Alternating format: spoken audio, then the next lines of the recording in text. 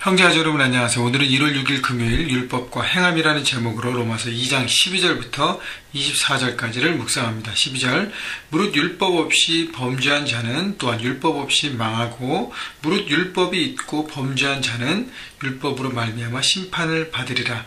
하나님 앞에서는 율법을 듣는 자가 의인이 아니요 오직 율법을 행하는 자라야 의롭다 하심을 얻으리니. 자, 바울이 이 편지를 쓰면서 특별히 로마서 2장은 유대인들에게 더 집중적으로 포커스해서 썼습니다.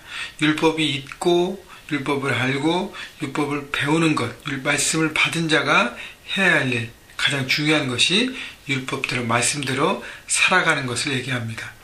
그래서 12절 율법이 없이 범죄한 이방인들을 비교하면서 집중적으로 얘기할 것은 율법이 있고 범죄한 자는 율법으로 말미암아 심판을 받으리라.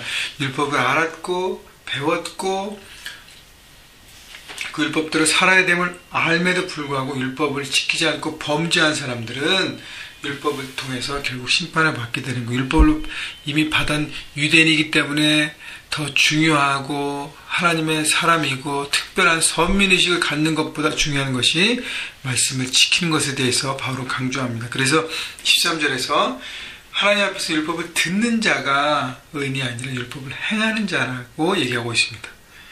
여러분, 율법은 우리에게 행하라고 주신 것이, 지키라고 주신 것입니다. 율법을 가져서 우리 유대인이고 하나님의 약속을 받은 언약 백성이다 라고 하는 것이 중요한 것이 아니라 더 중요한 것은 하나님과의 약속, 율법을 주셨을 때, 말씀을 주셨을 때 하나님께서는 그 말씀을 지킬 것을 기대하십니다.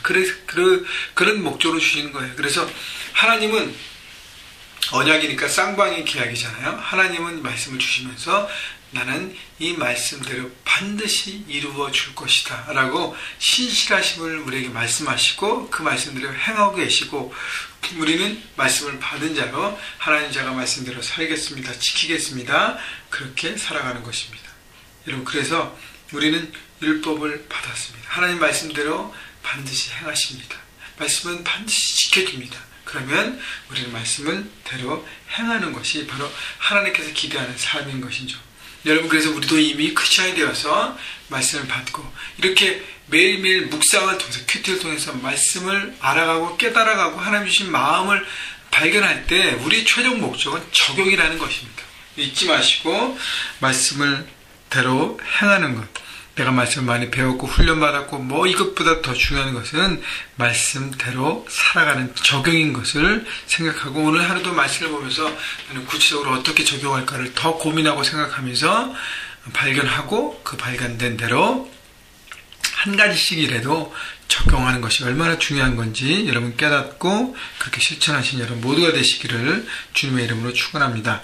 14절 율법 없는 이방인이 본성으로 율법의 일을 행할 때에는 이 사람은 율법이 없어도 자기가 자기에게 율법이 되나니 이런 이들은 그 양심이 증거가 되어 그 생각들이 서로 혹은 고발하며 혹은 변명하여 그 마음에 새긴 율법의 행위를 나타내느니라.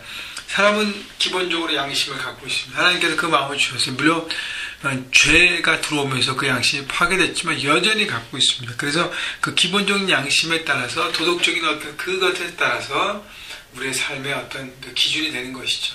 이것이 바로 하나님 말씀을 모르는 사람, 이방인들, 예수 그리스도 영접하지 않은 사람들, 영접하지 않은 사람인데 복음을 듣지 못해서 그런 사람들, 그런 사람들에게는 바로 이렇게 적용되는 것을 여러분 기억하십시오. 17절 유대인이라 불리는 내가 율법을 의지하며 하나님을 자랑하며 율법의 교훈을 받아 하나님의 뜻을 알고 지극히 선한 것을 분간하며 맹인의 길을 인도하는 자요 어둠에 있는 자의 빛이요 율법에 있는 지식과 진리의 모범을 가진 자로서 어리석은 자의 교사요 어린아이의 선생이라고 스스로 믿으니. 자, 유대인으로 불리는 내가 하면서 첫째 집중적으로 말씀의 대상을 얘기하지 않습니까? 결국은 우리에게도 그렇게 들었으면 좋겠어요. 이미 크리스찬이 된 내가, 하나님의 자녀가 된 내가 예수 그리스도를 믿기로 결정하면서 하나님에 나와서 그 말씀을 받고 살아가려고 애쓰는 네가 그 말씀을 통해서 다른 사람을 섬기고 가르치고 유대인은 특별히 이제 선생이라고 하면서 지도자라고 얘기하고 특권의식을 갖고 있는 너희들이 과연 말씀대로 살아가느냐? 21절 그러면 다른 사람을 가르치는 내가 내 자신은 가르치지 아니하느냐.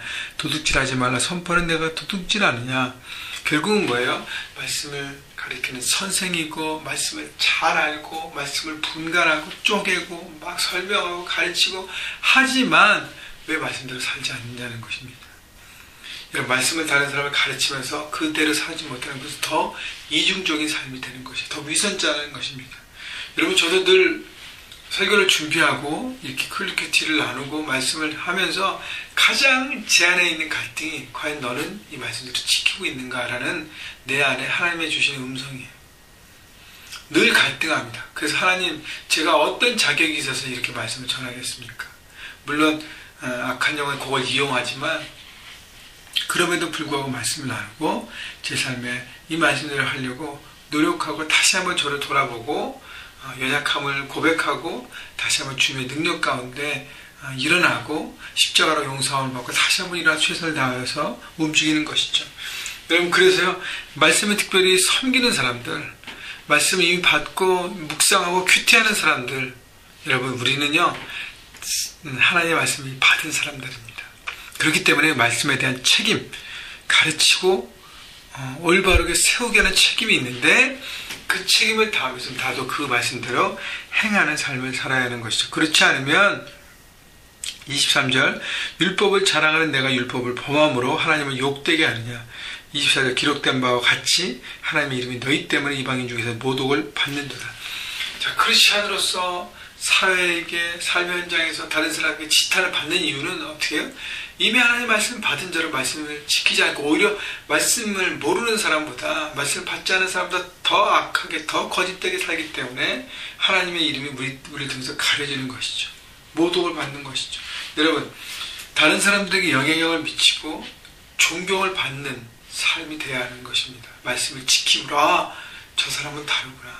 저 사람은 하나님의 자녀이기 때문에 뭔가가 틀리구나 라고 사람들에게 어떻게 귀감이 되는 제가 늘 얘기하지만 다른 사람에게 여러분들이 싫어함을 당할 수도 있고 좋아함을 당할 수도 있습니다. 그러나 무시당하는 인생이 되지 않아야 된다는 것이죠. 결국은 내가 크리스찬으로서 엉망으로 살 때 우리는 무시당하는 인생 더 조롱거리가 되고 복음의 걸림돌이 되는 것이죠. 복음의 도구가 되고 복음의 다리가 되고 복음의 통로가 되어야 되는데 복음의 걸림돌이 되지 말아야 하지 않겠습니까? 여러분 그래서 우리는 말씀을 받았기 때문에 말씀대로 살아가는 삶의 책임이 있는 것입니다. 여러분 2012년 말씀대로 살아가면서 여러분 통해서 하나님의 이름이 영광을 받기를 소망합니다. 그러기 위해서는 오늘 말씀을 통해서 적용점을 찾고 실천하고 그 실천으로 애를 쓰고 여러분 삶 가운데 그렇게 나타나시기를 주님의 이름으로 축원합니다. 여러분 기도하시고요. 한 가지씩 적용하면서 첫째는 말씀을 잘 알고 배우십시오. 큐티를 꾸준하게 하십시오. 말씀의 어떤 내 안에 말씀을 통해 내공이 쌓이게 하시고 그 다음에 그 말씀들을 실천하면서 움직이면서 현장에서 강한 크리스찬 교회에서만 멋진 사람이 아니라 현장에서 강해서 사람들에게 귀감이 될 수 있는 행동하는 크리스찬이 되시기를 주님의 이름으로 축원합니다.